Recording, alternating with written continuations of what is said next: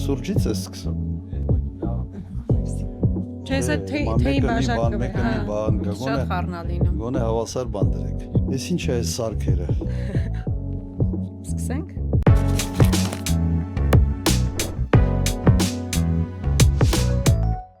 Ես կարծում եմ, որ նախ պետք է մենք ասենք, թե ինչի մասին է այս ոդքասթը, ինչի ենք անում, ինչ նպատակ է հետապնդում, բացատրություն մի հատ տանք, հաշվետվություն տանք ժողովրդին, հետո անցնենք մեր թեմաների քննարկման, ինչ ենք անում, Տիկին Գրիգորյան։ Նախ հասկանանք, նախընտրական է սա, նախընտրական չի, որոշել ենք, հատուկ ենք անում։ Մենք ես ու Տիկին Խամորոնը հասկացանք, պարոն նախագահ, դուք ինչի եք համաձայնվել այս ոդքասթն անելուն։ Իսկ ես ընտրություն ունեի։ Չեն հավատա, պարոն նախագահ, չեն հավատա, ամենից ակտիվ պատգամավորները։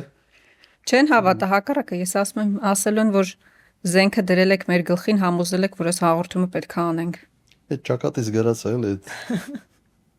որ ամեն ինչ պետք է թելադրեմ, պետք է ասեմ։ Կարծում եմ մեր միասին աշխատում ենք բավական երկար եւ տեսնում եք, որ այդքան էլ այդպես չի, մեղմ ասած։ Մեղմ ասած այդպես չի։ Պարոն նախագահ, ես կարծում եմ, որ մենք բազմաթիվ թեմաների անդրադարձ կանենք, նաև մեր գործունեության մասով, նախկինի, ներկայի, ապագայի, բայց առաջարկում եմ սկսենք այսօր ամենաարդիական մարդկանց հետաքրքրող թեմայից։ Կարծում եմ, որ այսօր Իրանում տեղի ունեցող իրադարձություններն են եւ մարդկանց մեջ նկատելի է այդ անհանգստությունը իմ կարծիքով եւ մարդիկ բնազդաբար զգում են այն վտանգները, որ կարա կախվի մեր երկրի գլխին։ Տիկին Գրիգորյան, չեք տարածաշրջանը եռում է եւ ինչքան էլ այս իշխանությունները գոռում են, որ խաղաղությունը եկել է, ամբողջ աշխարհը եռում է, բայց տեսեք մենք ինչքան խաղաղ ենք, որ կարող ենք պիրաշկի կուկուրուզ ուտել, բայց ակնհայտ է, որ մարդն իր ողնաշարով զգում է, որ այդ վտանգներից կարող է ինքը անմասն չլինել։ Եվ վերջը եկեք իրար հետ քննարկենք, հասկանանք ինչ զարգացումներ են հնարավոր, Հայաստանի Հանրապետությունը ինչ դիրքորոշումներ պետք է ունենա այս տեղի ունեցող զարգացումների ֆոնին։ Նայեք, երեմի 10 օր առաջ Էմիրություններում բոլորը վստահ էին, որ ապրում են երևի այս երկրագնդի վրա ամենից անվտանգ երկրում։ Նման զգացողություն երևի ունեցել է նաև Կատարում, Քուվեյթում, բայց ամեն ինչ փոխվեց։ Եվ իդեպ փոխվեց այն կոնտեքստում, որի մասին բազմաթիվ անգամ ասում էինք, որ աշխարհը խառնվել է եւ այնինչ կատարվում է աշխարհակական կենտրոնների միջև եւ ընդհանրապես աշխարհակարգի փլուզումը, վտանգավոր է ուղղակի անկանխատեսելի հետևանք։ Հայ սա դրսևորումներից մեկն է։ Եվ եթե փորձենք գնահատենք, թե ինչ կարող է լինել, ես կարծում եմ պետք է նայել անկյանտանք իսկ ինչ նպատակ է հետապնդում Միացյալ Նահանգները եւ Իսրայել։ Նպատակը ակնհայտ է, հայտարարում են ոչ միայն ռեժիմի փոփոխություն։ Նույնիսկ եթե ռեժիմի փոփոխություն, այլև պետության տեսակի փոփոխության մասին է հիմնականում խոսքը։ Ոչ թե մեկ այատոլլա փոխարինում մեկ մյուս այատոլլայով։ Կոչ են անում ուղղակի էթնիկ փոքրամասնություններին դուրս գալ իշխանության դեմ։ Հիմա պատկերացրեք էթնիկ հողի վրա խմորումներ Իրանում։ Ինչի կարող է դա բերել։ 17-ից 20 միլիոն ադրբեջանցիներ եւ այլ ազգություններ եւ մեր հարևան եւ մեր բարեկամ երկիրը։ Սա ուղղակի սպառնալիք է Հայաստանի Հանրապետության համար։ Ուղղակի սպառնալիք եւ գոյաբանական սպառնալիք է։ Ոչ թե մի թեթև անկայունության կամ ինչ-որ սահմանում կարող է ինչ-որ խմորումներ լինեն եւ այլ։ Լրջագույն խնդրեմ է եւ եթե հիշում եք, երբ վերջի անգամ խոսացինք այդ տրիպի մասին, ես այն ժամանակ ասում եմ, ես չեմ տեսնում Միացյալ Նահանգների տնտեսական շահերը այստեղ։ Եվ հիմնական, այսպես հետաքրքրությունը դա Իրանի սահմանն է։ Այ փորձեք պրոյեկտել այդ ամեն ինչը Պարսից ծոցի այն հարավային ափը, քանի ռազմաբազա, որոնք պարզվեց, որ ուղղված էին հենց Իրանի դեմ։ Քուվեյթ, Էմիրություններ, Բախրեյն, Կատար։ Եվ այդ ամենը ինչ որ մի պահ սկսեց աշխատել։ Վտանգը չափազանց մեծ է։ Վտանգը պարոն նախագահ, այսինքն որ Հայաստանը կարա ներքաշվի ռազմական գործողությունների մեջ, թե որ Իրանից դեպի Հայաստան իրանցիների, իսկ ավելի կոնկրետ ադրբեջանցիների մուտքը կարող անկառավարելի լինի, ինչ առումով վտանգ նկատի ունեք։ Եվ առհասարակ նշանակում է այս, որ թռիփը կարա եւ օրինակ չլինի։ Չգիտեմ, արդյոք դուք պատկերացրեք։ Դուք օրինակ ասում եք, որ թռիփը փաստորեն նրա համար էր, որ հետագա ինչ որ գործողություններ ըստ էության ծավալվեն։ Հիմա ստացվում է շաբաթը ուրբաթից շուտ է եկել։ Այս դեպքում մեծաշով ամերիկային թռիփն էլ պետք չի գալու, թե հետագա արդեն վերադասավորված Իրանի համար կարա պետք գա։ Հիմա նայեք, պատկերացրեք այս վիճակը, եւ եթե տրիպը լիներ մի 5 տարի առաջ, օրինակ նման հարաբերակցությամբ։ Ես չեմ կասկածում, որ տրիպի 74%-ի այս հարաբերակցությունը նշանակում էր, որ բավական լուրջ նաեւ հետախուզական կենտրոն էր դառնալու Իրանի դեմ աշխատելու ուղղությամբ։ Եվ ինչ արեց Իրանը։ Օրինակ բազաների նկատմամբ եւ ոչ միայն ռազմական բազաների, այլ նույնիսկ այլ կարգի կիսառազմական կառույցների նկատմամբ ինչ արեց Իրանը։ Եվ տպավորությունը այնպեսին է, որ հիմնական նպատակը նաև այս գործողությունները եղել է փչացնել հարաբերությունները Իրանի հարևան արաբական երկրների հետ։ Եվ այդպես էլ եղավ փաստորեն, այն երկրները գոնե որոնց հետ քիչ թե շատ հարաբերություններ ուներ, դրանց հետ էլ էլի հարաբերությունները Իրանի հետ մեր հարաբերությունները այդ հողի վրա վատարանա նույնիսկ միջև թշնամանալու աստիճան է։ Սա տարբերակ 1, տարբերակ 2, վերջապես, եթե Իրանը իսկապես էթնիկական հողի վրա սկսի պրոբլեմներ ունենալ, իսկ դա կոնֆլիկտներ, քաղաքացիական պատերազմ եւ այլ։ Ինչ է նշանակում դա Հայաստանի համար։ Գոյաբանական խնդիր է։ Եվ այս վիճակում Հայաստանը պետք է ուղղակի լրջագույն քայլերի դիմի առաջինը խուսափելու համար։ Մեր թեզը մշտապես որն էր։ Մի հայտնվեք խոշոր պետությունների շահերի բախման կետում։ Մի հայտնվեք։ Լավ տեղ չի դա հեչ։ Եվ երրորդ տնտեսական։ Նայեք, հիմա մենք բավական մեծ ծավալի առևտուր ունենք, օրինակ Միացյալ Էմիրությունների հետ։ Եվ խոսքը գնում է ուղղակի նրա մասին, որ Էմիրությունները հաբ են եւ մի զգալի sense ծավալի ապրանքատեսակներ գալիս են Էմիրություններից եւ գալիս են մեծ այդ ֆուրերով Իրանի տարածքով։ Ինչ է լինելու այդ ծավալների հետ։ Նաև մեր զենքն է, չէ՞, օրինակ Հնդկաստանից զենք Հայաստան ներկրվում է, այդ թվում նաև Իրանի տարածքով։ Այստեղ, այսինքն ոչ միայն տնտեսական համագործակցության առումով կա խնդիրն, այլ նաև ռազմական ներկրումների առումով Իրանի տարածքով որոշակի խնդիրներ կան առաջանալ։ Իհարկե, ոչ ոք չգիտի թե ինչքան երկար կտևի հենց պատերազմը, այս թեժ պատերազմը, եւ ոչ ոք չգիտի թե այս պատերազմից հետո քանի տարի է պետք լինելու այդ հարաբերությունները վերակառուցելու համար Իրան Էմիրություններ, Իրան, Կատար եւ այլ արաբական երկրների։ Սաուդյան Արաբիա։ Ամենամեծ խնդիրն է թե Իրանը ինչպես է պահպանվելու, իր տարածքային ամբողջականությունը պահպանելու այս կոնֆլիկտի արդյունքում, թե չէ, ինչ ռեժիմ է այնտեղ հաստատվելու, որովհետեւ մենք մեծ հաշվով մերձավոր արևելքում ինչ ենք տեսել Իրաքի դեպքում, Սիրիայի դեպքում, հետո նաեւ Լիբիայի դեպքում, որ ռեժիմի փոփոխությունը հեչել չի նպաստել, որ երկիրը ավելի լավ վիճակում հայտնվի, կամ այսպես մասնատվել է երկիրը, կամ քաղաքացիական բախումներ են եղել, այսինքն ինչքան խորանում է Իրանում անկայունությունը, այնքան ինքը այսպես ռեկաշետով գալիս է մեզ վրա, տնտեսական առումով եւ ոչ միայն։ Ես օրինակ բազմաթիվ բիզնեսմենների հետ եմ խոսել, ովքեր Իրանից ներկրումներ են իրականացնում տարբեր ոլորտների, սկսած նրանից, որ այնտեղ դրամի արժեզրկում կա, այստեղ արդեն խնդիրներ է առաջանում։ Գումարով գնում են ու հետո այնտեղ մի խոսքով խնդիրներ կան նաև դրամի արժեզրկման հետ կապված եւ մեր այդ ապրանքաշրջանառության մասով շատ լուրջ խնդիրներ ենք ունենալ։ Այսինքն երկու կետ ունենք աշխարհի հետ հաղորդակցվելու Վրաստան-Իրան, Իրանում այս բանը արդեն խնդիրը կա ու պարզ չի թե դա ոնց կհանգուցալուծվի։ Վրաստանում տեսնում ենք ֆուրերը կանգնած քաղաքական մեծ հաշվով խնդիր է եւ այս իշխանությունները չեն կարողանում լուծել այդ խնդիրը, ու մենք այն որ առավոտից իրիկուն գոռում են մենք ապաշրջափակվեցինք, մենք ապաշրջափակվում ենք, խաղաղությունը հաստատվել է, բարձրացնում ոչ էլ հաստատվել է, երկու երկրներ Թուրքիան, Ադրբեջանը փակ են պահում, մեկի հետ կապված խնդիրներ կան, որոնք չեն լուծվում, իսկ այստեղ էլ աշխարհակահաղական խնդիրներ կան ու երկին իսկապես բավականին բարդ իրավիճակում է հայտնվելու։ Ու շատ էին խոսում, չէ, կապը Բանդարաբաս նավահանգստի հետ, դա Հնդկական օվկիանոս եւ այլն։ Եվ այս կոնտեքստի մեջ հաշվի առեք, որ հիմա տնտեսական հզորությունը տեղափոխվել է ասիական տարածաշրջան։ Չինաստան եւ առևտրի ծավալները Հնդկաստան, ճիշտ է նշել Հնդկաստանը, սա լրջագույն հարց է եւ ոչ միայն տնտեսական, սա հարցերի փունջն է եւ տնտեսական եւ համատանգային եւ ընդհանրապես դերակատարության տեսանկյունից, որտեղ միշտ խոսում ենք, չէ, հյուսիս հարավ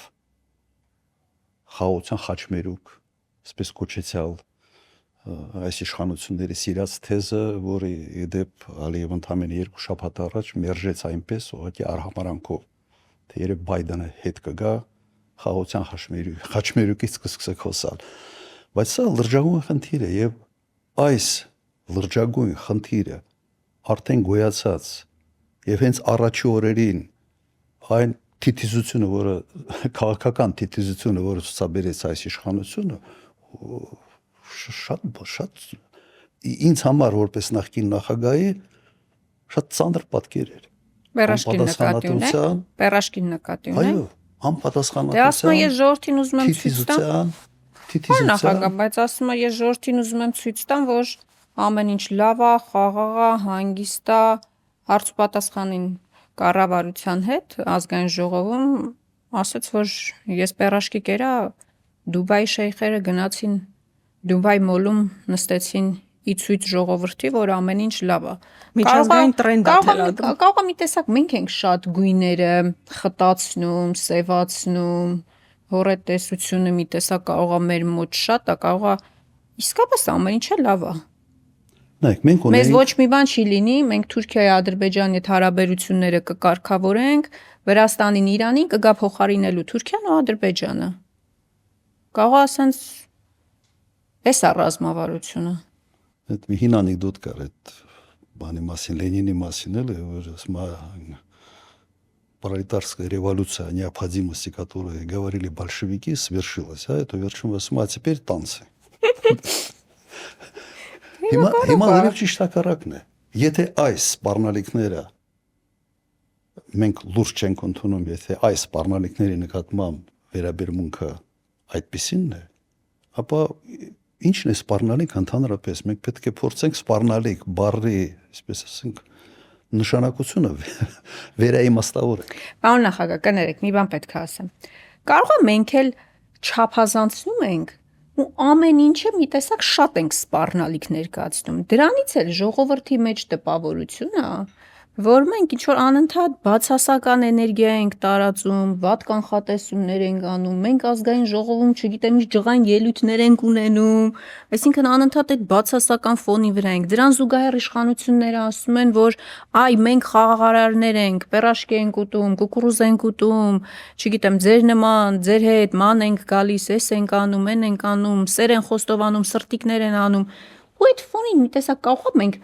որ իրականությունն ենք ասում ըստ էության, հա, իրականությունն ենք ասում։ Կարող է դոզան ենք շատ տալիս։ Որովհետև դրա ֆոնին էլ իշխանությունները ասում են, մենք սիրելի հայրենակիցներ, ձեզ բերում ենք խաղաղություն, սեր, անհոգություն, բարեկեցություն, այս ռևանշիստները գալու են այդ իրանց անալիզների հիման վրա, իրանց հաշվարկների հիման վրա արդարություն են հաստատելու, չգիտեմ, արժանապատվություն են հաստատելու, որը բերելու է պատերազմի։ Արդյունքում ստացվում է մենք պատերազմի, այսպես ասած, ուժն ենք, իրանք է խաղաղարարներն են իրանց սրտիկներով, պաչիկներով, պերաշկիներով, կուկուռուզներով։ Եթե այս տեսանկյունից նայենք, էլ է հարցին։ Ագնեսա, մի քանի տարի հետ գնանք։ Տեսնենք, թե ինչ էինք մենք, օրինակ կոնկրետ ես։ ինչ է ասում 18 թվականից հետո, թե ինչ խնդիրներ կա երկրի առաջ եւ ինչ արձագանք ենք ստանում։ Ինչ էր անում իշխանությունը։ Այն նույնպես անպատասխանատու ամբողջ sense ձևավորված անվտանգային համակարգ քայքայեցին, արդյունքում մենք ուղղակի ստացանք պատերազմ։ Ղարաբաղը դեռ կար, փոքրացած, բայց կար։ Նույնը կարող ենք ասել, չէ՞։ Երբ այն ժամանակ, եթե Հայաստանի Հանրապետության իշխանությունը ականջալուր լիներ, փորձեր մի քիչ հասկանալ այդ սպառնալիքները եւ ճիշտ գնահատեր, մենք Ղարաբաղը չէինք կորցնի։ Այնինչ դուք ասում եք, մենք հենց մեր փորձի վրա, այլ ոչ թե ինչ որ մի տեղ այս մոլորակի վրա, ինչ որ մի կետի փորձի վրա ենք, կամ մեկ այլ ժողովրդի փորձի վրա ենք փորձում եզրակացություններ գալ։ Հենց մեր փորձի վրա մենք տեսնում ենք, որ անպատասխանատվությունը իշխանության կողմից բերում է ծանրագույն հետևանքների եւ այդ գինը տալիս է ժողովուրդ կյանքերով, իրենց տնտեսական բարեկեցության գնով եւ այլ եւ այլ։ Դրա համար այնինչ դուք ասում եք, լավա մենք լինենք, այսպես ասենք, այդ հորետեսական կողմը, բայց մենք պարտավոր ենք զգուշացնել ժողովրդին, որ լրջագույն խնդրեմ կա։ Եվ եթե հիմա Հայաստանը այդ խնդիրներին բավարար ուշադրություն չդարձնի եւ չլրջանա, մենք կարող ենք շատ ավելի մեծ խնդրի առջև կանգնել։ Շատ ավելի մեծ։ Ես նկատի ունեմ որպես քաղաքական ուժ, դա մեր ձայների վրա կարա անդրադառնա։ Ինչ առումով դու կիսում ես իմ կարծիքը։ Ինչ առումով Մեր էս հորետեսական, բացասական, օրինակ բան նախագահ, որ դուք ասում եք մենք ասել ենք իրականությունը։ Կարող մարդիկ չեն ուզում լսել իրականությունը, ճշմարտությունը։ Ոնց է ստացվում, որ ինքը անդադ խափում է ու անընդհատ կարող է մոլորեցին ժողովրդին ու կարողանում է մեզանից շատ ձայն հավաքի, մեզանից նկատի ունեմ հավաքական ընդդիմությունից, էլի։ Այսինքն կարող է մենք ես շատ եմ այս հարցի շուրջ մտածել, խոսել ենք տարբեր առիթներով էլ նաև։ Կարող է մենք պետք է առհասարակ մեր մոտեցումը, մեր հայացքը քաղաքական process-ներին, ժողովրդի ընկալումների, մեր խոսույթի մասով պետք է փոխենք, չգիտեմ, չեմ ասում խափենք, բայց կարող է ինչ-որ իրականության Հենց ասում ես խափենք։ Ես օքեյ չեմ։ Մեկ ասում է քաղցր սուտ կա, չէ՞ որ Դե չէ, բան խափելու չեմպիոնները արդեն կան, այնպես որ չենք կարող ոչ մի ձև իրանց գերազանցել։ Մրցակցային չի լավ խափել չէ, բայց նկատի ունեմ։ ունեմ Մենք պետք է ինձ թվում է ճիշտ տեսանկյունից այս հարցին նայեմ, բան նախագահ։ Իրականում հետ պատերազմական իրավիճակում արդիկ այնքան կորուստ են ունեցել, այնքան դառնություն են տեսել։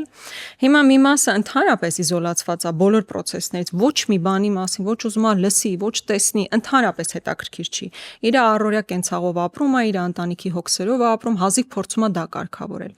Մի մասն էլ այնքան իսկապես դառնություն է տեսել, որ մի հատ վատ բան է լսում, ասում է խնդրում եմ մի ասեք։ Լավ բաներ են, մենակ ուզում են լավ բան լսեն, որ իրանց թոշակը բարձրանալու,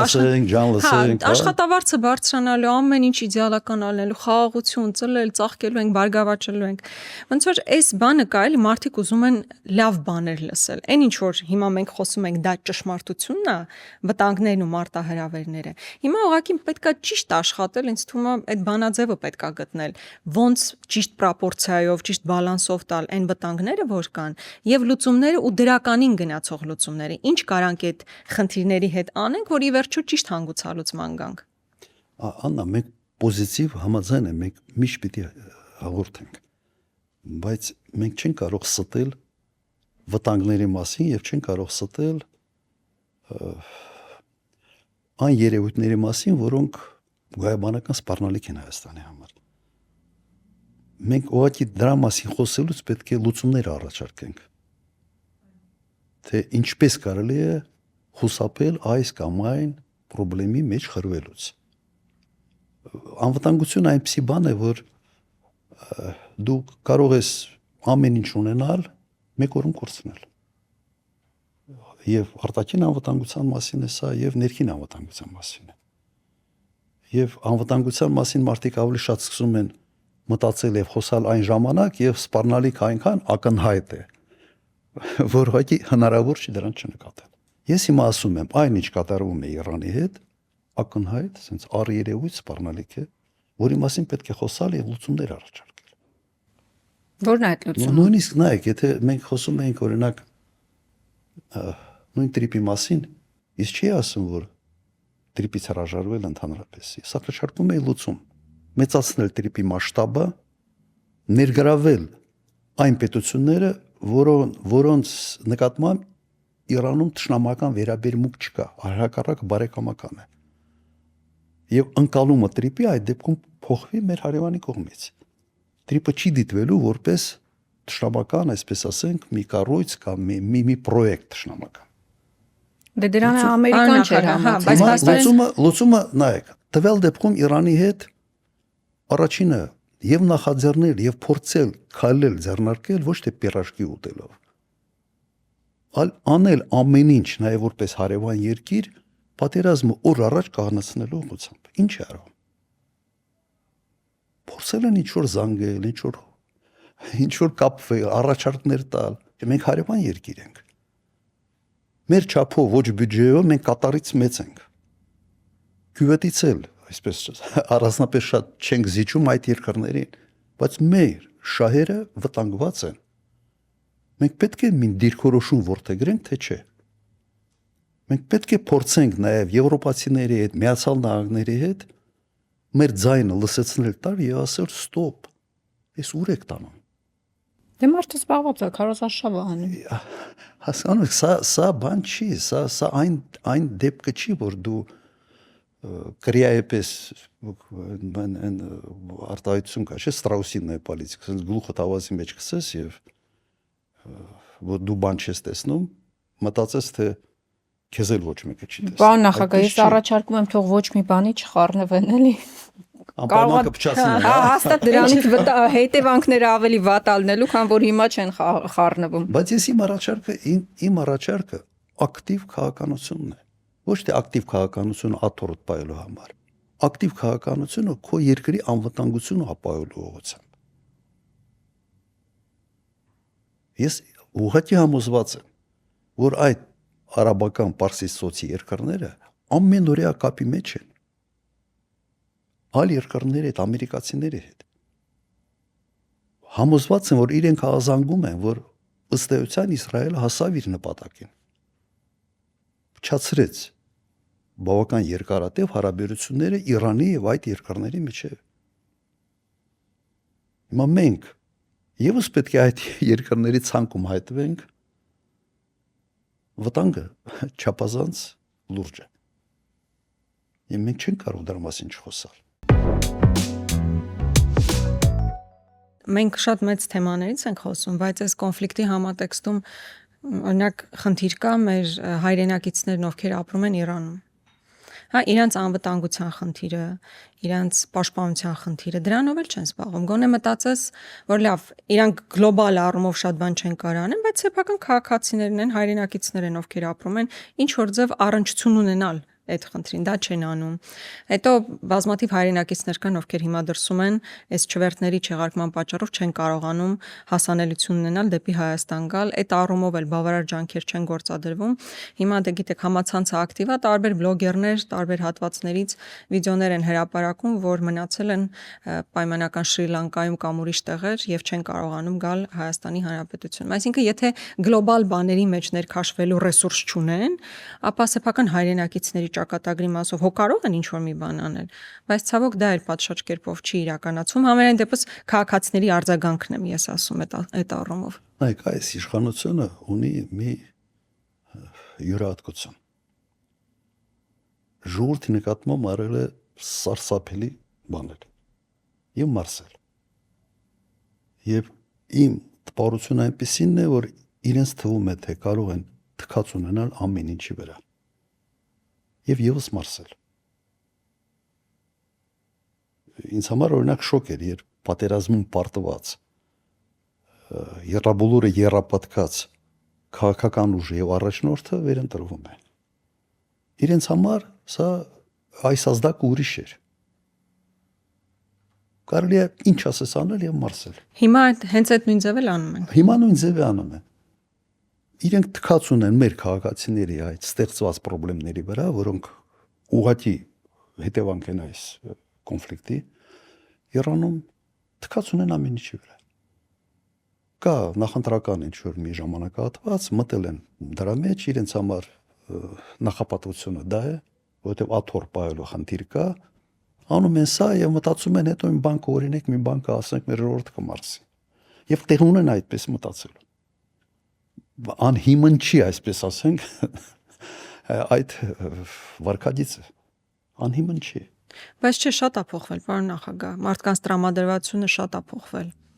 21-ից հետո էականորեն փոխվել, այսինքն չնայած այդ թքած ունենալու վարկագիծը իրանք շարունակում են, բայց շատ մեծ է էֆեկտը էլի մարդկանց հակազդեցության։ Հիմա շատերը վախենում են խոսեն բան, բայց ընդհանուր մթնոլորտը էականորեն փոխվել է իրանց նկատմամբ։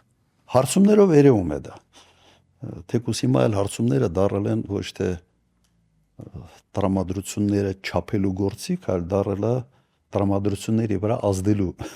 գործիք։ Հա, այսօր մեկն էլ հրապարակվեց, չգիտեմ տեսել եք թե չէ։ Միխայել Տարոկացյանը, մենք հարցում ենք արել փետրվարի 1-ից մինչև փետրվարի 15-ը ընկած ժամանակահատվածում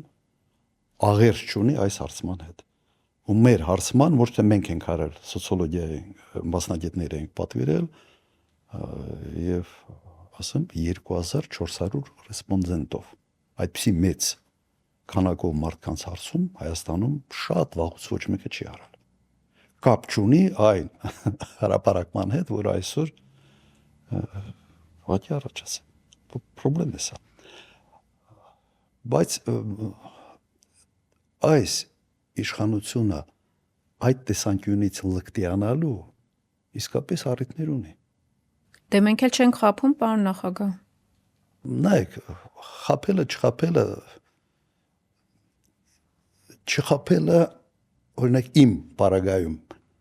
իմ ամենից ուժեղ կողմն է, երբ ես իշխանության եմ եղել։ Չխափել։ Դուք չեք գտնի որևէ մի խոստում իմ նախագահության ժամանակ, որը կատարված չլիներ։ Եվ միշտ ինչ խոստացել եմ, արել եմ ավելինը, որովհետև միշտ ինչ որ բան ինձ զսպել է, հանկարծ չկարողանանք, ավելի քիչ խոստում տանք, ավելի շատ անենք։ Ես խոստում չեմ տվել, որ Ես թոշակների պատմությունն եմ այդպես հիշում։ Ես երբեք չեմ խոստացել վեցապատիկ թոշակների աճ։ Բայց 6 անգամ բարձրացել է։ Վեցապատիկ ոչ թե անգամ։ Հիմա դա միգուցե ուժ է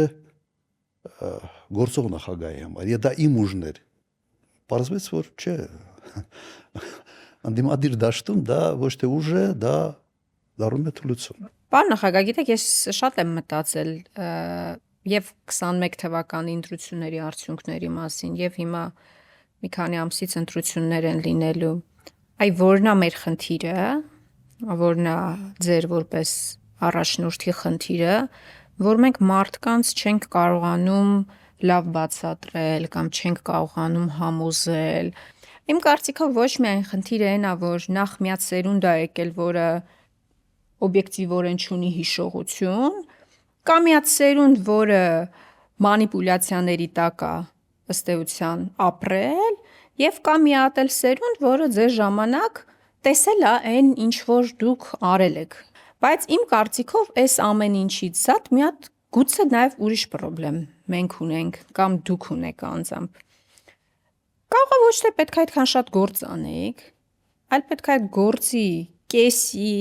կամ չգիտեմ, կեսի փոխարեն, չգիտեմ, մի քիչ ժպտայք, սրտիկներ անեք։ Իմ կարծիքով ամենամեծ խնդիրը ձեր հանրային կերպարի ընկալումն է ժողովրդի կողմից։ Այսինքն դուք տենց խիստ սառը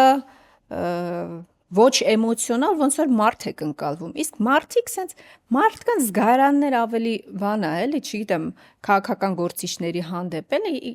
կարող է մի բան սխալ ասեն, մի բան այն չանեն, պակաս անեն, կամ ասացի հակառակ անեն, բայց տենց մի երկու քաղցր խոսք ասես, նկատի ունեմ գործ, թե կերպար։ Ընդունում եմ ինչ ես ասում, բայց այստեղ հետևյալը կա, ինձ ապշեցնում է մեր ժողովրդի մոտ հանդուրժողականությունը ստի նկատմամբ։ Ստի։ Սա նայեք,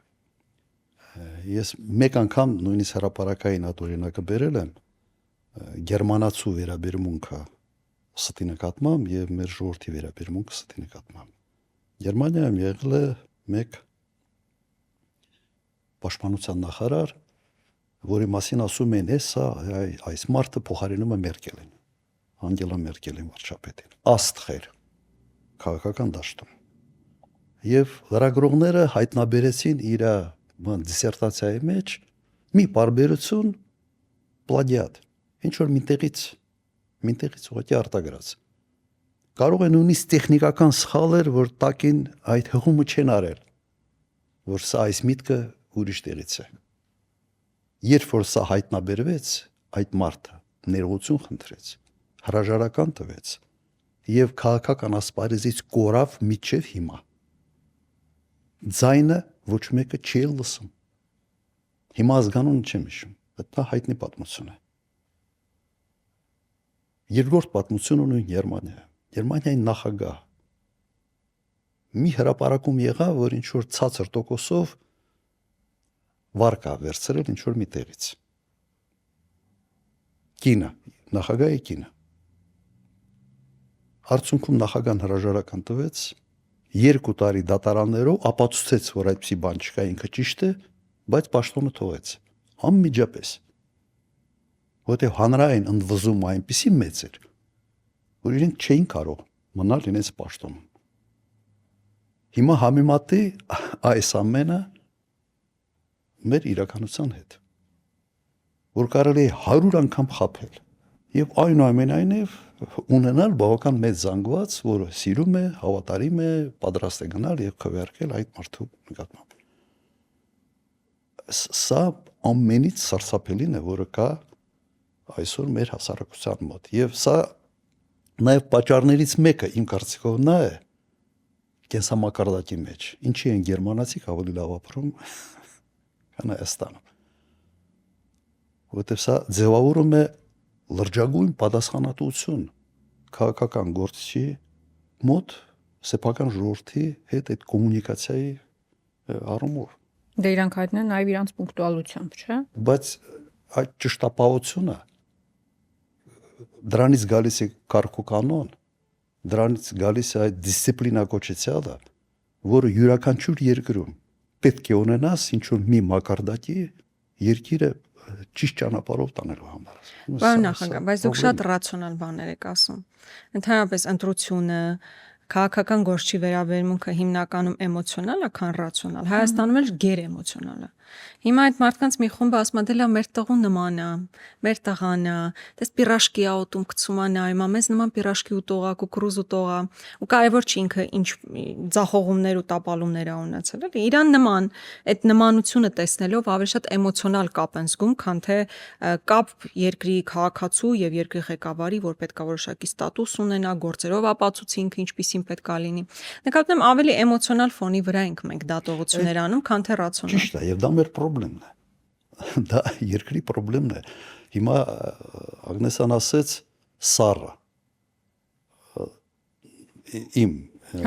կեցվածքի ձեր ընկալումը սառը չեմ, ինքնատիրապետում եմ իմ էմոցիաները, դուք լավ կենցաղում երբ որ մարդ ջղայնացած է կամ չափից շատ ոգևորված եւ որոշումներ է կայացնում կարեւոր, հավանականությունը սխալվելու չափազանց մեծ է եւ սա ուղղակի շատ պարզ բան է։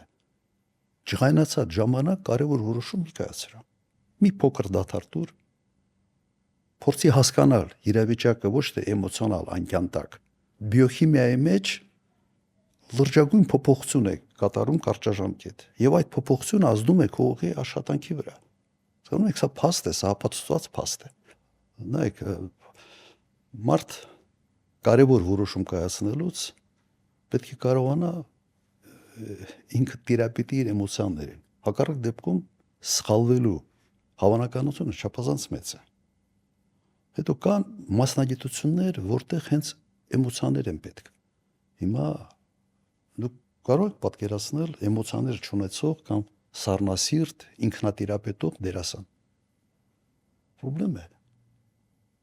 Եթե դու արվեստի մեջ ես, եթե դու այնպիսի մասնագիտությամբ ես, որ կարևորագույն ասենց գործոնը դա քո այդ էմոցիաներն են, դա մեկ հարց է։ Եթե դու պատասխանատվություն ես կրում երկրի անվտանգության համար, մարդկանց կյանքի բարեկեցության համար, ժողովրդի համար ի՞նչն է կարևոր։ Քո էմոցիաները, թե քո ճիշտ կայացրած որոշումները, որոնք ուղղակի ազդելու են այդ մարդու բարեկեցության եւ անվտանգության վրա։ Ես հասկանում եմ այն ինչ դուք ասում եք, բայց այն ինչ դուք ասում եք, դա իմ մրցակցային առավելությունն է եւ շատ լուրջ մրցակցային առավելությունն է, եթե ամեն ինչի նայեք ռացիոնալ աչքով։ Դրա համար եմ ասում, որպես անդիմադիր դա իմ թուլությունն է, բայց որպես իշխանություն դա իմ ուժն է։ Մարդիկ ուզում են ասենց էմոցիոնալ առաջնորդ ունենալ, բայց եթե դու դա չես անում, դա չի նշանակում, որ դու այդ էմոցիաները չունես։ Դա նշանակում է մեկ բան, կամ տրեյնինգով, քո կյանքի փորձով, կամ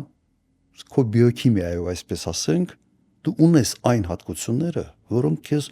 ուժ եւ հնարավորություն են տալիս ճիշտ որոշումներ կայացնել, սխալներ քիչ անելու, մարդկանց ճիշտ ճանապարհով տանելու, երկիրը ճիշտ ճանապարհով տանելու եւ բոլորը դրան հետ շահում են։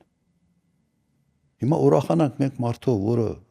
այսպես ասենք, չի հասկանում ինչ է անում, սխալ է կողմնորոշվում, անընդհատ ինչ որ քայլ է անում, որով օրինակ երաբուլուրն է երապատկվում, հետո ասում է, հա դե փոխվել է։ Այնպես էի մտածում, հիմա ուրիշ ձև է մտածում։ Հիմա քո այդ փոխվելու ընթացքում այդ ժողովուրդ հսկայական կորուստներ է ունենում։ Ավելի լավ չի մարդ լինի, որը այսպես ասենք, շատ ավելի կայուն է, հասկանում է ինչ է անում, կանխատեսում է վտանգները եւ զսպում է այդ ամեն ինչ։ Ճիշտ ճանապարհով է տանում, որն է ավելի ճիշտ։ Դե խնդիրը հենց այնա, որ իր ընտրողը համարում է, որ ինքը չի մեղավոր, այսինքն բոլորը մեղավոր են, բոլորը թիմը մեղավոր է, նախկինները մեղավոր են, լրագրողները մեղավոր են, բոլորը մեղավոր են, բայց ինքը մեղավոր չի։ Հենց առաջնորդի։ Այդ է հարցը։ Ագնեսա, կարևորագույն հատկությունը առաջնորդի պատասխանատվություն ստանալն է։ Եթե առաջնորդը չի կարողանում ստանալ պատասխանատվություն, առաջնորդ չի։ Ինչ է նշանակում բոլորը մեղավոր են։ Բայց դու առաջնորդ ես։ Այդ լծակները քո մոտ է։ Քո կամքը, քո գիտելիքներն են տանում, այսպես ասենք, այդ ամեն ինչը առաջ։ Եվ եթե չունես այդ որակները, դու խնդիրներ ես բերում բոլորի գլխին։ Հենց առաջնորդը սկսեց մեղքը գցել ուրիշների վրա, դուրս գերելու առաջնորդը։ Չէ, կան որ ասում են խեղճ Նիկոլ ինչ անի։ Ասում եմ, այդ նորմալ է, որ դուք ձեր երկրի ղեկավարին ասում եք խեղճ է, այդ արդեն վատ է։ Շատ վատ է, եթե մեկի գրպանը կարելի է ամեն ինչ գցել, պատերազմից մինչև տնտեսական անկում, միլիարդների պետական պարտք եւ այլն, եթե մեկի գրպանը, հատկապես եթե այդ մեկը քո երկրի առաջնորդն է, ամեն ինչ կարելի է գցել իր գրպանը ու ինքը կոչվում է խեղճ, այդ շատ վատ է, այդ լավ բան չի, որ դուք իր մասին ասում եք։ Եթե նույնիսկ արդարացնելու համար եք ասում, դե մեր խեղճ Նիկոլն է, դա լավ բան չի, չի կարող առաջնորդը լինի խեղճ։ Բայց սա մի ուրիշ կողմել ունեն, նայեք, եթե այս ձևի ասֆալտ իմ ժամանակ անեիք եւ մի ձմռան մի սեզոնում այդ սաղ sense Հալվեր գնար ձյան հետ, ինձ կուտեի։ Որտե ինչ չեն համարում խեղճ։ Խեղճի համար դե խեղճ այլ ինչ եղավ, հիմա ասֆալտ է, հիմա ձյունը տարավ։ Նիկոլի խափեցին։ Թե մի միլիարդը եկավ պարտքի ձևով նստեց ամեն մեկի երեխու եւ թոռան վրա, սա մի կողմ դրած։ Ես պատկերացնում եմ, եթե օրինակ այն հսկա ծավալաշատանքները, որ արել ենք, եթե նման կարգի որակ լիներ եւ նման խայտարակություն լիներ իմ ժամանակ, անկեղծ ասեմ, ինձ կուտեին, ինձ չէին ների, որովհետեւ ինձ այսպես խեղճ Նիկոլ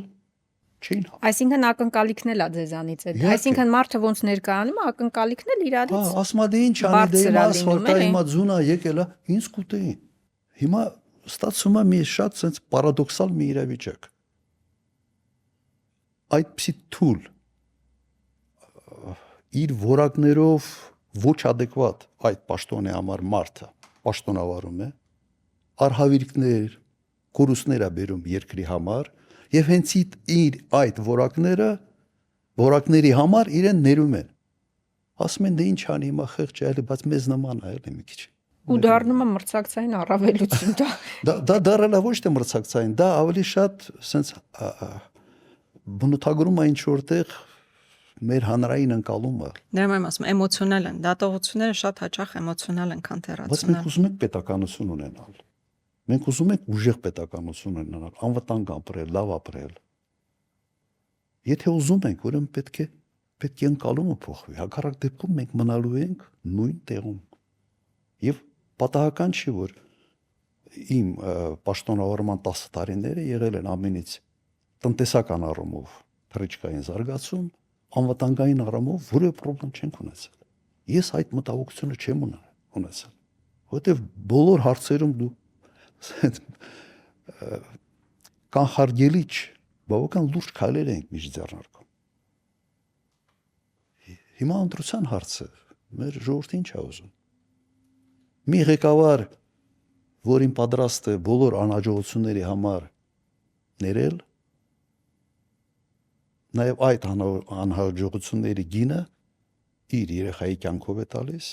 իր բարեկեցությամբ է տալիս, հսկայական պարտքի կուտակումով է տալիս, այդ գինը արդեն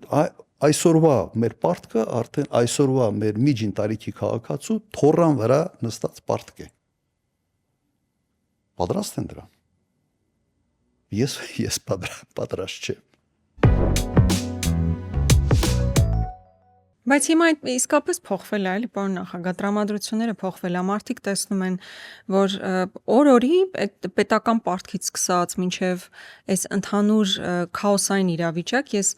կարծում եմ մարդիկ ավելի շատ հոգնել են քաոսային իրավիճակից երկրի ներսում, ինչքան էլ Նիկոլասի խաղաղ ենք եւ այլն, ինքը ամեն օր վեր էր կենում մի սադրանք իրականացնում է եկեղեցու նկատմամբ, մի օր Արարատի նկատմամբ, այսինքն անընդհատ ինչ որ սադրանքների քաոտիկ իրավիճակներում ենք ապրել երկար ժամանակ։ Հիմա մարդիկ հոգնել են այդ գեր էմոցիոնալ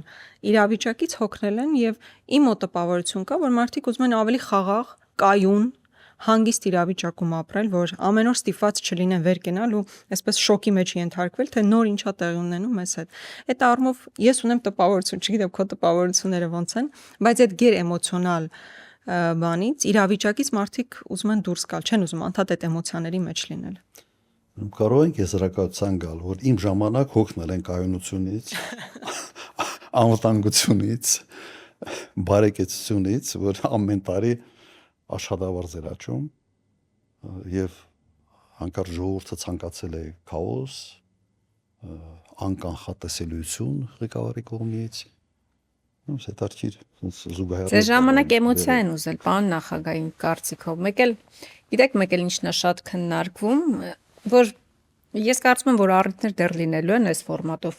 տարբեր հարցերի մասին քննարկումներ անելու, մանավանդ որ խոսում ենք, որ արձանագրում ենք, որ խնդիր կա, որ մենք ժողովրդին բացատրելու, ցույց տալու, ծրագրեր ներկայացնելու, նաև անցյալը ինչի չէ հիշելու, անցյալի եւ լավ եւ վատ կողմերը հիշելու խնդիր ունենք մեծ հաշվով, ու ամեն ինչ իմ կարծիքով մենք պետք է անենք, բոլոր ֆորմատները, բոլոր հնարավոր տարբերակները պետք է անենք, այդ աշխատանքը այսպես աշխատանքը լավ կատարելու համար։ Այ գիտեք, պարոն նախագահ, հիմա այս դրական բաներից էլ ենք խոսում, բայց ձեր ժամանակների հետ կապված նաև կամ մարդիկ, որ հիմա հետահայացք են գցում, կամ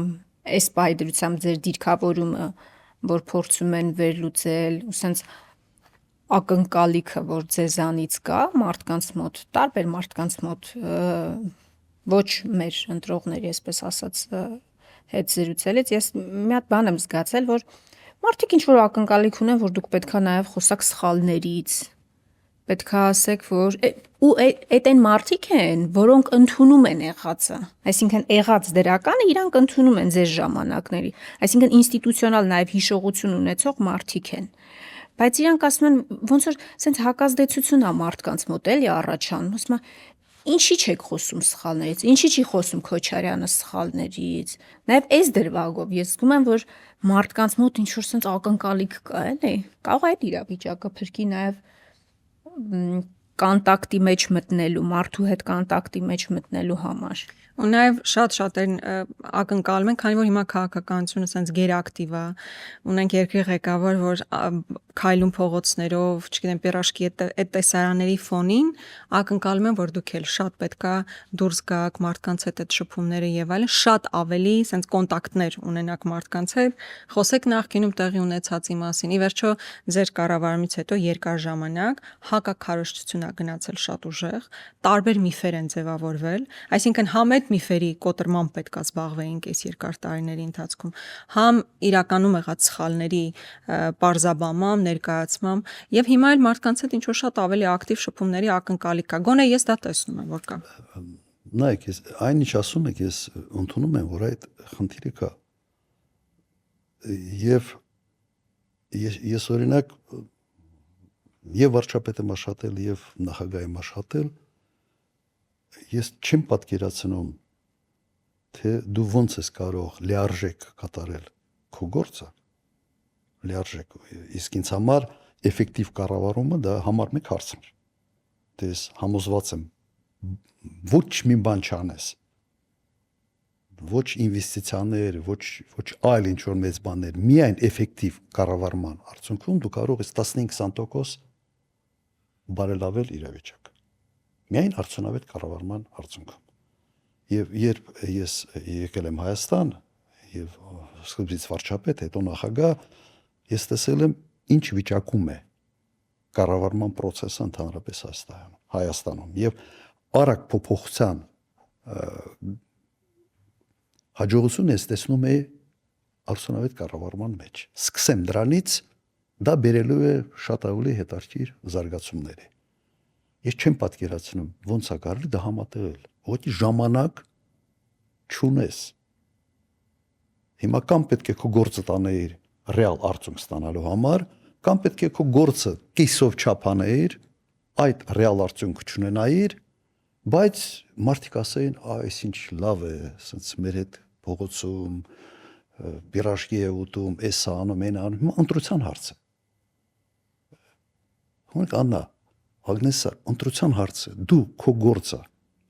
ամբողջությամբ անում ես եւ մարդիկ միգուցե չկապելով դա քո հետ, բայց ամենօրյա ռեժիմով բարելավում է, տեսնում են, զգում են իրենց սառնարանի վրա, իրենց մաշկի վրա։ Կամ դու քո ժամանակի մի զգալի մասը դնում ես մարդկանց դուր գալու համար։ Հիմա ո՞րն է ավելի ազնիվ, մի հատ ինձ կարող եք ասել։ Չէ, ազնվության տեսանկյունից պարզ է, որ երկրի ղեկավարը պետք է մեխանիզմ աշխատացնի, դա է իր հիմնական գործառույթը, բայց 21-րդ դարում քաղաքականության մեջ անխուսափելի է ուղղակի, որ դու ժամանակ չհատկացնես այդ մյուս բանի վրա, այսինքն ճիշտ բալանսը պետք է գտնել, կարծում եմ։ Երևի ճիշտ է, ես չեմ էլ ուզում վիճել, բայց ես տեսնում եմ, որ եթե մտածեի կոնկրետ իմ մասին ինքս, եթե մտածեի եւ չափազանց կարեւորեի այն հանգամանքը, որ մարդիկ ինձ սիրեն, ես իհարկե այդպես կանեի։ Իսկ եթե մտածում ես ասած մի հսկայական խնդրեմ է քո արժեվ կանգնած 56% աղքատություն երկրում նորմալ չի։ Թոշակները մի քանի ամիս վճարած չի եղել, չէ՞, որ եկել եք վարչապետ։ 10-12 ամսվա պարտքեր կուտակված թոշակների աշխատավարձերի ուսուցիչները 6 ամսով աշխատավարձ չէին ստանում։ Եթե դու այդքանը տեսնում ես եւ դու այնուամենայնիվ ոչ թե լծվում ես այդ խնդիրների լուծման համար, այլ քո ժամանակի մի զգալի մասը դնում ես մեկ նպատակի համար, որ ժողովուրդը քեզ սիրեն, սա ազնիվ է։ Միգուցե ես այսպես ասենք ինժեներական կրթություն ունենալով ավելի տեխնոկրատ մոտեցում եմ ցուցաբերում, բայց այդ տեխնոկրատ մոտեցումը ազդել է մեր քաղաքացիների սառնարանի վիճակի վրա։ Հիմա ես տեսնում եմ ճիշտ հակառակը։ Մարդկանց հիմնական նպատակը անել ամեն ինչ ժողովրդին դուր գալու համար։ Առաջի խնդիրը, որ ղեկավարը ոչ թե անի ամեն ինչ, որ իրեն սիրեն, անի ամեն ինչ, որ ժողովուրդը լավ ապրի։ Ու քանի որ այն ժամանակ ես մտքումս չկար, որ ես sense հավերժ ամբողջ կյանքս պետք է ինչ-որ սահմանադրություն փոխեմ պաշտոնի մնալու համար եւ այլ, համարում եմ ինձ, այսպես ասած, պատասխանատվություն կա ին վրա 10 տարով 5 + 5, ես այդ պատասխանատվությունը մաքսիմալ կերպով անեմ ժողովրդի կյանքը լավացնելու համար, ով կգնահատի, ով չի գնահատի, օքեյ, Աստված իր հետ։ Այս էր մոտեցումը, Լավ, պարոն շատ նախագահ։ պրագմատիվ, տեխնոկրատ, Այդ հասկանալի է։ այսօրվա այսպես հայացքով սոցցանցային տրամաբանության մեջ իհարկե սխալ էր։ Հա, հիմա ուրիշ է։ Հիմա արդեն Ես Դե հասկանում ժամանակ եմ, որ սոցցանցեր էլ հիմա- չկային ես մեծ հասկանում, որ հաշվով։ հիմա այլ կերպ դժվար է։ Ուղղակի ասենց ասեմ,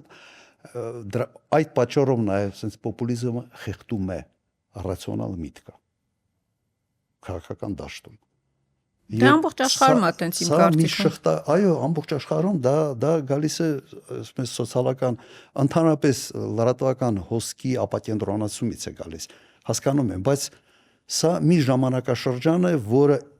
իմ խորին համոզմունքով փոխվելու է։ Եվ սա է նաև պատճառը, որ այսօր Եվրոպայում ես չեմ տեսնում առաջնորդներ, օրինակ Ժակ Շիրակի մակարդակի կամ Շրոդերի մակարդակի չկան ուղղակի։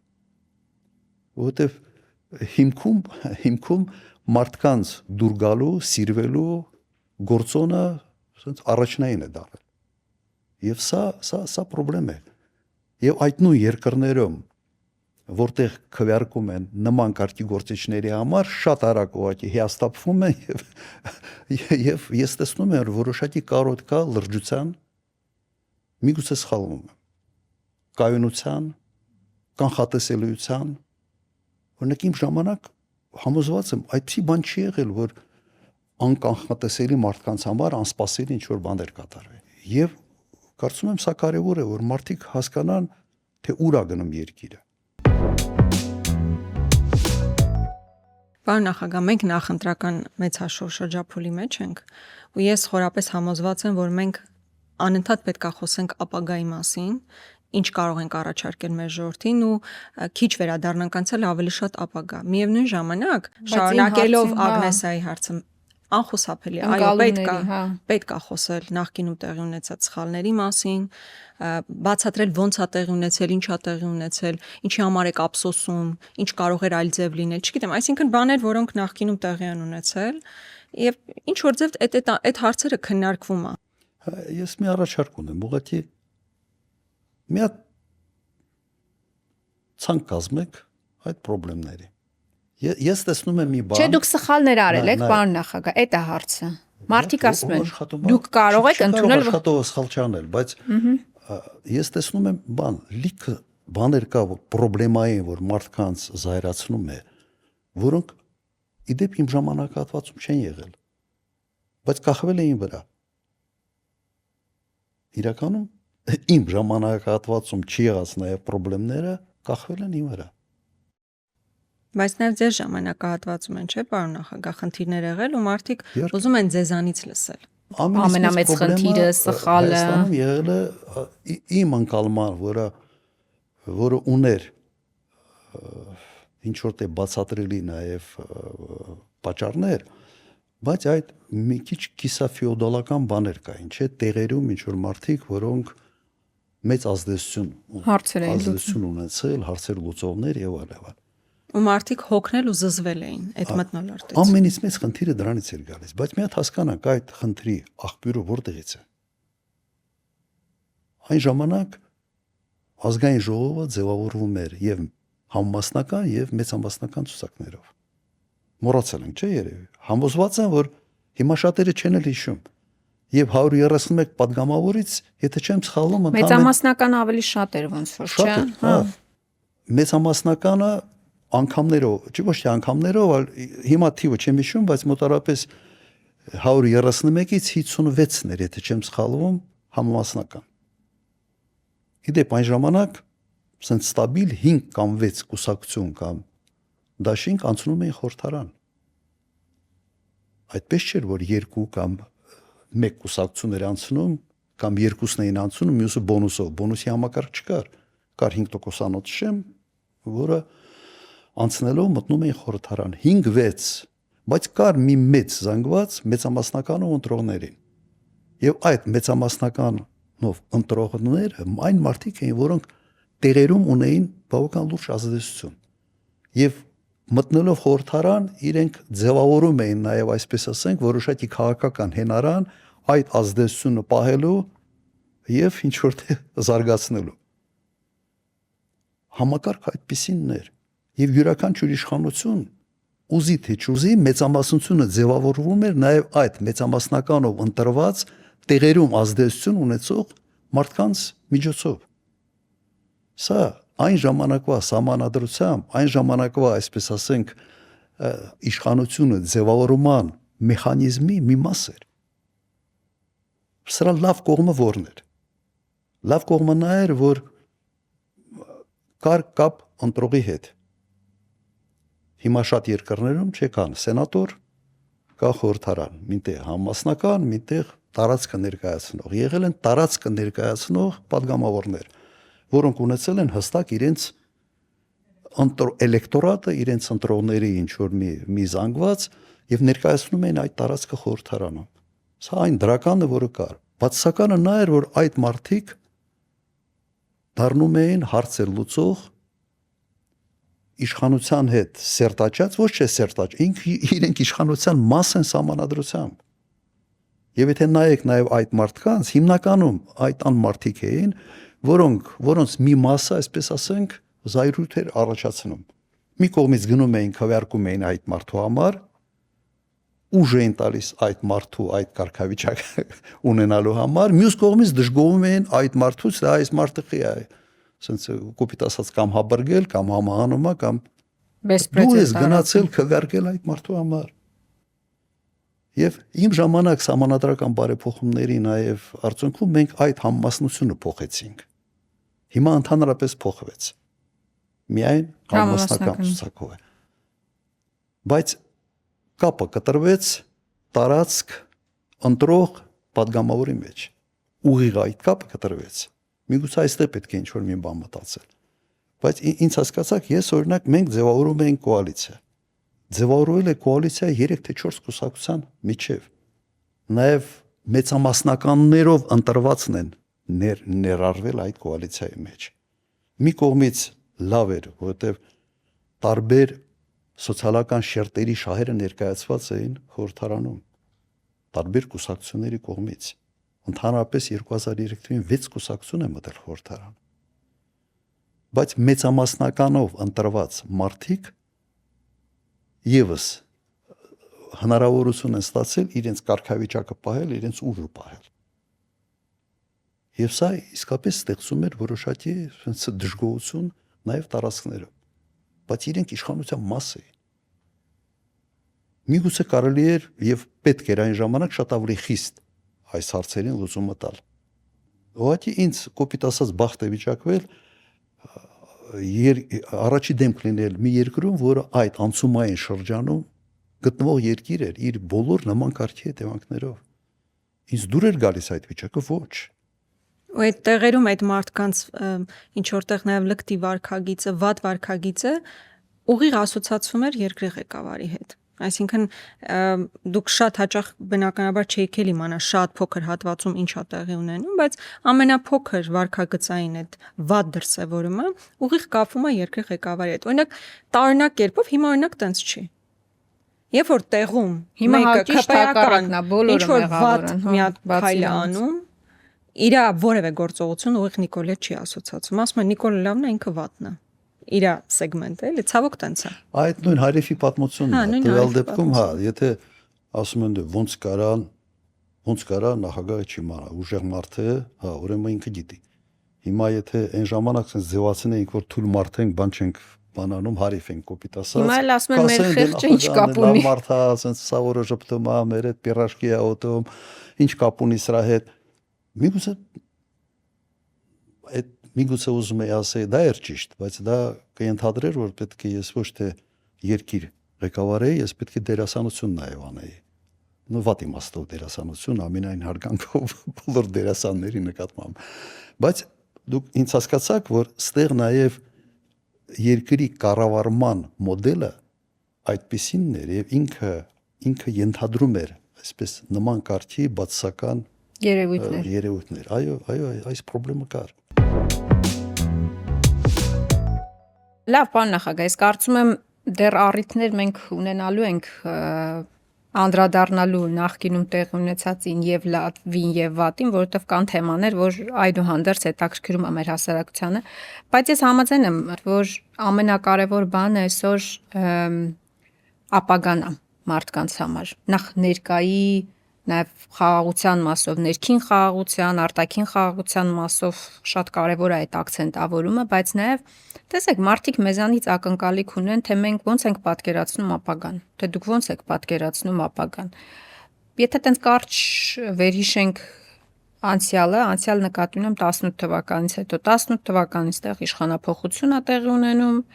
դուք գալիս եք Հայաստան, գիտեմ այդ պատմությունը, որ կարայիք չգայիք, եթե դեմ չեք կարաք պատմեք նաև, գալիս եք Հայաստան, հետո բանդ, հետո պայքար, հետո դիմադրություն, հետո պատերազմ, ընտրությունների ժամանակ մենք հայտարարում ենք, որ մենք հաղթելու ենք, հետո հասարակության մի ստվար զանգված ըստ էության այդ արձանագրումն եմ իմ համար արել, որ մեզ չի ներում դրա համար, չի ներում, որ մենք չհաղթեցինք, էլի։ Օբյեկտիվ, սուբյեկտիվ հանգամանքները մի կողմ թե խիտենց եղավ, բայց այդ զգացողությունը ես այդ աբիդան, այս հայերեն բառ չի, բայց այդ աբիդան ես զգում եմ, էլի մարդկանց մոտ։ Հիմա ոնց որ ընտրություններ է, ու մենք ինչ ենք ասելու ժողովրդին։ Ու ի տարբերություն 21 թվականի այսօր ընդդիմադիր դաշտում խաղացողները մի քանիսն են։ 21 թվականին շատ հստակ էր, որ երկու բևեռ էր, դուք էիք, Նիկոլն էր։ Հիմա այս խաղացողների պայմաններում, նոր հանգամանքների պայմաններում ինձ հետաքրքիր է մենք առհասարակ ինչ ենք ասում մարդկանց 26 թվականի ընտրությունների ժամանակ, քարոզարշավի ժամանակ։ Ինչի համար ենք գալիս, ինչի համար ենք պայքարում։ Ինչի համար ենք գնում։ Այս հարցին ինձ թվում է մենք էլ պետք է։ Հերոյից ես մի քիչ սկսել։ Հա, 18 թվականից սկսեցի, ինչի եկաք։ 18 թվականից ինչի եմ ես հետ եկել։ Հա։ Նայեք, ինձ Կարեք մնայք դուրս։ Ուղիղ զգուշացրել եմ, որ գալուց ինձ բռնելու են։ Վերջերս իմ այն ժամանակվա գրասենյակի ղեկավարը նաև իր հարցազրույցում դա պատմեց։ Մեկ զգուշացում ստեղ է եղել մի պաշտոնյայի կողմից, ինքը նույնիսկ անուն է տվել, թե ոնց է եղել։ Եվ մեկ ուրիշ հայտնի գործարար, հայ գործարար, չեմ ուզում հիմա անունը տալ, բայց եւս ինձ զգուշացրել է, դա եղել է հունիս ամիս 18 թվականի հունիսին ես Մոսկվայում էի, AFK սիստեմայի բուրուտենի սպիտելներ եւ ընդ վերընտրվեցի եւս մեկ անգամ որպես անկախ տնօրեն։ Այնտեղ ուղղակի եւս ասեց եղել է Հայաստանում, հանդիպել է վարչապետի հետ, այն ժամանակ արդեն վարչապետի հետ Նիկոլ Փաշինյանի հետ եւ շատ ուղիղ ասել է, որ հա ինքը ասել է, որ անպայման ինձ ձերբակալելու են։ Կալանավորելու են, եթե։ Այդ լսացրելա ձեզ, որ չգաք։ Այդ եմ ուզում հասկանալ։ Ասել, այո։ Զգուշացվել։ Հա, զգուշացրել է, էլի բան։ Արտահոսքը ապահովել է։ Ես Մոսկվայից այն ժամանակ պլանավորված էր, ես թռել եմ Հունաստան, բայց այդ փախնել չգալը դա իմ մասին չի։ Ամենից ռացիոնալ որոշումը իհարկե այն ժամանակ կլներ չգալը։ Ոնց որ հիմա շատերը անում են։ Ինչպես շատերը չկան։ Իդեպ այդ չեկողների մի մասին ես չեմ բանան, չեմ էլ մեղադրում, որովհետև արդարադատություն չկա այսօր Հայաստանում, ասենց եզակի դեպքեր են, եզակի դատավորներ են։ Բա որ չկար դուք եկաք։ Ես չեմ ուղղակի բնավորության հարց է։ Կստացվեր, որ ես թողել, փախել եմ, վախեցել եմ, սա ռացիոնալ որոշում չէր։ Եվ հետ գալուց ես գիտեի, որ ես ռացիոնալ որոշում չեմ կայացնում հետ գալուց։ Որտեղ ես բոլոր հնարավորություններ ունեի շատ հանգիստ դրսում ապրելու եւ բավական լավ նաեւ գումարները եւ հաստակում այդ խնդիրները ես ընդհանրապես չի ունենա։ Եկել եմ մեկ պատճառով, որ ասենց այն կերպարը, որի մեջ եղել եմ, որը կամ ասենց դերասանություն երբեք չեմ արել, այդ կերպարը ինձ թույլ չտվել ուղղակի մտածել, որ կարող է ես չգամ եւ կարող է անկալումը նաեւ այնպեսին լինի, որ թողեց, փախավ, վախեց։ Սա նշանակում է այն, ինչ փորձում էին կախել ին վրա, ճիշտ է։ Նիկա մտա պայքարի մեջ։ Սա է, հիմա սա մարդկային տեսանկյունից լավ որակ է, թե վատ որակ է։ Ես այն մարդը չեմ ավելի ճիշտ, որը կարող է դավաճանել իր կողմից որդեգրած արժեքային համակարգին։ Սխալ եմ արել, որ եկել եմ։ Ռացիոնալիզմի տեսանկյունից այո։ Բայց ես համարում եմ, որ իմ տեսակը չէր կարող չգալ Հայաստան եւ չէր կարող չգալ ու պայքարել։ Եվ եթե հիշում եք, հենց այն ժամանակ առաջին անգամ հնչեցնում է այն վտանգները, որոնք կան երկրի առաջ, որովհետեւ տեսնում ես ուր են տանելու։ Տեսնում եմ եւ առաջին նաեւ այդ հարցազրույցները, եթե չեմ սխալվում, ես որ տվել էի դա մայիս-հունիս ամիս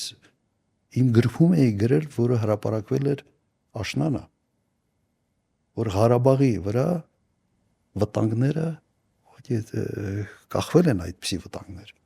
Հիմա ոնց կարա ես թողեի փախնեի։ Հիմա դու բայց քո արցում կա շարունակություն։ 21 թվականին շատ մեծ խումբ մարդիկ մեզ վստահել են, մեզ աջակցել են, որ իշխանափոխություն իրականացենք, ցավոք բավարար ձայներ չենք ստացել դա իրականացնելու համար։ Այս տարիներին էլ փողոցային պայքար ենք տվել, ազգային ժողովում մեր բաժին կռիվն ենք տվել, բայց արդյունքում չի ստացվել դեռ փոփոխություն իրականացրել ու դա ինչ որտեղ անխուսափելիորեն որոշ մարդկանց մոտ հիասթափություն է առաջացրել, այդ թվում մեր նկատմամբ, որ տրամադրված գնացել ենք կռվի, բայց չենք հաղթել, դեռ չենք հաղթել։ Ես ուզում եմ, որ դուք էլ այդ մեսիջը տաք այդ մարդկանց։ Հիմա ինչ ենք անելու, որ իրական փոփոխություն լինի։ Այսինքն զրույց այն մարդկանց հետ հատկապես, ովքեր ինչ որտեղ հուսահատված են, ինչ որտեղ հիասթափված են։ Այդ զրույցը շատ կարևոր է։ Նայեք, իրականում մենք մեր վրա ստանձնեցինք այդ պարտավորությունը նաև ցավալել փողոցային պայքար։ Կոպիտ ասած մեր անդիմադիր կարգավիճակին մի մեծ բոնուս մենք ինքներս շալակել ենք, որ այս հարցը մենք պետք է լուծենք միջև հաջորդ ընտրությունները։ Մենք փողոցային պայքարներով եւ նախաձեռնելով եւ այլ, այսպես ասենք, փողոցային պայքարների մեջ ակտիվ մասնակցելով մենք մաշեցրել ենք այս իշխանությանը։ Եվ եթե նայում ենք նաեւ ուսումնասիրում ենք սոցհարցումները, մոտ 1.5-2 տարի առաջ մոտ 60%-ը չկողմնորոշված էին։ Նույնիսկ 1 տարի առաջ։ Դրանց մի զգալի մասը նրանք են, ովքեր հիասթափվել են ԿՊ-ից, բայց դեռ չեն կողմնորոշվել, թե ում համար գնան քվեարկել։ Հիմա այդ տոկոսը բավական փոքր է, մոտ 25-30%։ Այս մենք դաշտ ենք մաքրել այլ քաղաքական ուժերի համար։ Միգուցե նաև որոշ չափով մաշեցնելով ինքներս մեզ, բայց մենք դաշտ ենք բացել ուրիշների համար։ Եվ լավ է, որ կան ուրիշները։ Ես մեր այս զրույցի ժամանակ ասել եմ, որ առաջ խորհրդարան շատ հանգիստ անցնում էին 5-ից 6 կուսակցություն։ 5-6 միավոր մտնում էին խորհրդարան։ Հիմիկվա 3-ը նորմալ չի։ Ինքն էլ այդ 3-ից մեկը բոնուսով անցած, այլ ոչ թե տոկոս հաղթահարած շեմը։ Համարենք, որ մենք, այսպես ասենք, մեր փողոցային պայքարը, մեր այս ջանքերը հիմա լավ հնարավորություն է ստեղծել իշխանափոխության։ Որոշ չափով մեր մաշեցման գնով։ Որոշ չափով կասեմ։ Ես սա ընդունում եմ։ Հիմա մենք պետք է փորձենք ներկայանալ, թե մենք ով ենք։ Մեզ ճանաչում են։ Բայց կա եւս մեկ հանգամանք, նայեք, բոլորը գալիս են տարբեր ծրագրերով։ Ես ծանոթանում եմ այդ ծրագրերին, ծրագրերը լավն են, լավ խոստումներ կան, ասենք սիրուն ձևակերպված, նաև ներկայացված են բավական սիրուն։ Եվ հիմնական հարցը,